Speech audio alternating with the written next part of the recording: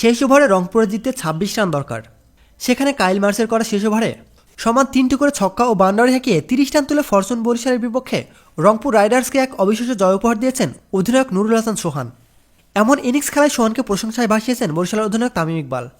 বৃহস্পতিবার সিলেট আন্তর্জাতিক ক্রিকেট স্টেডিয়ামে টস হেরে আগে ব্যাট করতে নেমে নির্ধারিত ২০ ওভারে ৫ উইকেট হারিয়ে ১৯৭ রান সংগ্রহ করে ফরচুন বরিশাল। দলের হয়ে ২৯ বলে অপরাজিত ৬১ রান করেছেন কাইল মার্স। জবাবে খেলতে নেমে ৭ উইকেট হারিয়ে ইনিংসের শেষ বলে জয়ের বন্দরে পৌঁছায় রংপুর। ম্যাচ শেষে তামিম বলেন, আমরা ম্যাচটা হয়তো হেরে গেছি, তবে সোহানকে কৃতিত্ব দিতেই হবে। সে যেভাবে ব্যাট করেছে অবিশ্বাস্য। শেষ ওভারে ২৬ রান দরকার, যে কোনো বোলারের জন্য এটা সহজ কাজ। সোহানই কৃতিত্বের প্রাপ্য। এদিন বরিশালের হয়ে কাইল মার্স ব্যাট হাতে ২৯ বলে ৬১ রান করেন। নাজমুল হোসেন শান্ত করেছেন ৪১ রান। তাছাড়া তামিম নিজে করেন ৪০ রান। সব মিলিয়ে দলের ব্যাটারদের নিয়ে সন্তুষ্ট বরিশাল অধিনায়ক।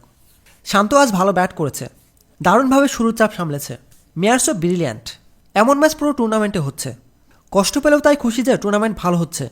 গ্রাউন্ডসম্যানদের কৃতিত্ব দিতে হবে। যেভাবে উইকেট তৈরি করা হচ্ছে দারুণ।